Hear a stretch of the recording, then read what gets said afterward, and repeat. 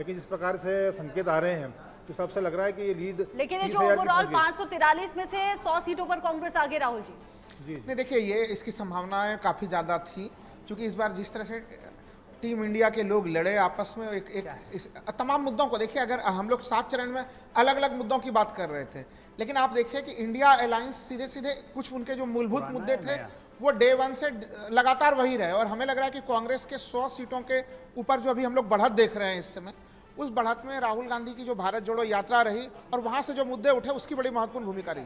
नहीं, लेकिन इसमें हाँ बोलिए। हाँ, ये जो भारत जोड़ो यात्रा की बात आप कर रहे हो, लेकिन उसके बाद तो मध्य प्रदेश में थे, मध्य प्रदेश का जो विधानसभा का इलेक्शन हुआ, मैं कह रहा हूँ मुद्दा वहीं से उठा गार्गी जी, जो तमाम जैसे जातिगत जनगणना का मामला हो, सामाजिक न्याय का मामला हो, वो तमाम चीजें लगातार राहुल जी मैं 1 मिनट आपको रोक रहा हूँ और कुछ डेटा हमारे पास है, उस डेटा को मैं जरा दिखाता हूँ।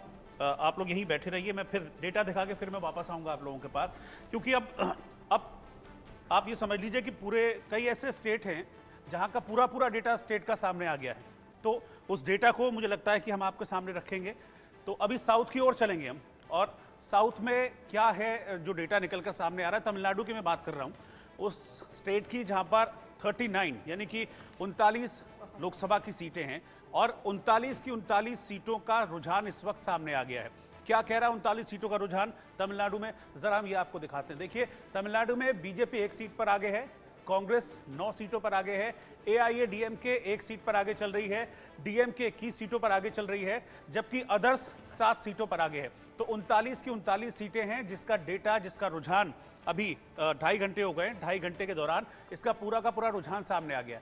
तो मैं कहूंगा कि अच्छी खबर तो यहां से भी नहीं है भारतीय जनता पार्टी के लिए। हालांकि बीजेपी इससे पहले भी तमिलनाडु में कुछ खास बीजेपी नहीं कर पा रही थी, लेकिन यहां अभी भी आप देखेंगे तो 1 seat BJP, 9 seat Congress, 1 AIADMK के लिए बहुत बड़ा सवाल था कि क्या एआईएडीएमके इस चुनाव में रिवाइवल कर पाएगी, क्योंकि हमने देखा था कि 2016 में जब जयललिता का निधन हुआ था उसके बाद से लगातार जो पार्टी है वो गर्त में जा रही थी, नीचे जा रही थी, और अभी भी इस बार रिवाइवल जैसी कुछ चीज नजर नहीं आ रही है एआईएडीएमके। इससे पहले जब लास्ट इलेक्शन हुआ था तो बीजेपी और एआईएडीएमके इन दोनों का गठबंधन था, इस बार गठबंधन में नहीं है। डीएमके अलग गठबंधन के साथ लड़ रही है, एआईएडीएमके अलग गठबंधन के साथ लड़ रही है, बीजेपी का एक नया अलग एक थर्ड फ्रंट वहां पर बीजेपी ने तैयार किया था।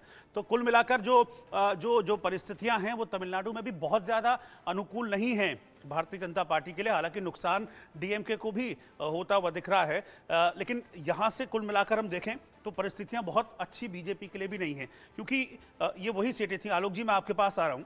ये कहा गया था कि भाई अगर हमको 400 पार करना है और अपने डेटा को बढ़ाना है आगे, तो एक सीट, एक राज्य बहुत इंपॉर्टेंट है। तमिलनाडु में भी कुछ बहुत अच्छी खबर तो नहीं दिख रही है। आलोक जी नहीं, अरविंद जी। तमिलनाडु में अच्छी खबर आनी नहीं थी। तमिलनाडु की लड़ाई में बीजेपी 1-2 सीटों पे ही लड़ रही थी और अभी भी 1 सीट पे बीजेपी के नेता जरूर काफी उम्मीद लगाए हुए थे जिन राज्यों से, क्योंकि वो कह रहे थे ना अन्नामलाई ने बहुत मेहनत की है। वही पूरा राज्य घूमे भी हैं वो अन्नामलाई और वो काशी तमिल संगमम को भी जोड़ने की कोशिश की थी पीएम मोदी ने। बहुत यात्राएं मंदिरों की भी की वहां पर, लेकिन कुछ फायदा देखा नहीं रहा। जिस सीट पे वो लड़ रहे थे वहाँ नॉर्थ इंडियन लोग काफी, असली वो इंडस्ट्रियल इलाका है, इंडस्ट्रियल हब है और नॉर्थ इंडियन लोग काफी हैं, तो इसलिए वो सीट बीजेपी के लिए मजबूत है। कोई एक बड़ी खबर इस वक्त आ रही है और उदय के पास बड़ा अपडेट है। पंजाब को लेकर एक बड़ी खबर है। उदय जी बिल्कुल रचना, सीधा हम दर्शकों को बता दें कि पंजाब से इस वक्त बड़ी खबर आ रही है। इस वक्त पंजाब के रुझानों को लेकर कुछ अब सामने आ रहा है। हम बता दें पंजाब में अगर हम बात करें 13 सीटों टोटल हैं, तो कांग्रेस पार्टी को बड़ी बढ़त मिल रही है। कांग्रेस पार्टी इस वक्त 7 सीटों पर आगे चल रही है, आम आदमी पार्टी 3 सीटों पर आगे चल रही है। तो कहीं ना कहीं हम देख रहे हैं कांग्रेस पार्टी आप से आगे निकल गई है। अलग लड़े थे चुनाव इस राज्य में, हरियाणा और दिल्ली में कांग्रेस और आप साथ थे, मगर पंजाब में अलग लड़े थे। इस वक्त पंजाब में कांग्रेस की 13 सीटों में 7 सीटों पर 3 सीटों पर आम आदमी पार्टी आगे है। तो अगर हम बात करें बड़े चेहरों के बारे में भी, जो कांग्रेस पार्टी के पंजाब अध्यक्ष है राजा वड़िंग, वह आगे हैं। विजेंद्र सिंगला पूर्व मंत्री रह चुके हैं सरकार में, वे भी आगे चल रहे हैं आनंदपुर साहब से।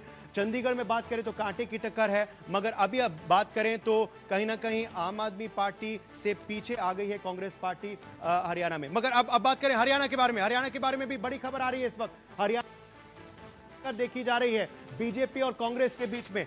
आम आदमी पार्टी इस वक्त 1 सीट पर आगे चल रही है, यानी कि कुरुक्षेत्र पर अब आम आदमी पार्टी आगे हो गई है। और अगर हम बात करें कांग्रेस 5 सीटों पर आगे हो गई है इस वक्त। मगर अगर हम बात करें मुस्लिम आरक्षण पर जो रण है, जो रण छिड़ा गया मुस्लिम आरक्षण को लेकर, जो कांग्रेस पार्टी को घेरने की कोशिश की, प्रधानमंत्री नरेंद्र मोदी ने क्या कुछ कहा आपको बताते हैं। वोट बैंक के लिए वो देश भर में मुस्लिम समाज को आरक्षण देने के लिए डटे हुए हैं। इस मुद्दे को लेकर घेरा इंडी गठबंधन को, इंडी गठबंधन की साजिश का पर्दाफाश हो गया, ऐसा प्रधानमंत्री नरेंद्र मोदी ने कहा। तुष्टीकरण की राजनीति सामने को बढ़ाई है कांग्रेस पार्टी ने, ऐसा प्रधानमंत्री नरेंद्र मोदी ने कहा। उन्होंने यह भी कहा कांग्रेस SC, ST और ओबीसी का आरक्षण जो है वो लेकर छीन के मुस्लिम समाज को दे देंगे।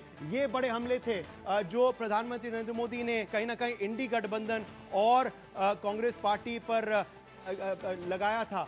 प्रधानमंत्री नरेंद्र मोदी ने हमारे इंटरव्यू में भी कहा था कि मुझे कहा जाता है कि मैं सांप्रदायिक हूं, मगर असली सांप्रदायिकता कांग्रेस पार्टी ने 60 सालों से किया है। ओवर टू यू रोहित और रचना। रोहित, रचना। ठीक है, शुक्रिया उदय आपका। आपने जो अपडेट्स हमको दी दिल्ली को लेके, हरियाणा को लेके, किस तरीके से हरियाणा में हमने देखा कि अब कांग्रेस ने 5 सीटों पर बढ़त बनाई है। 1 सीट पर आम आदमी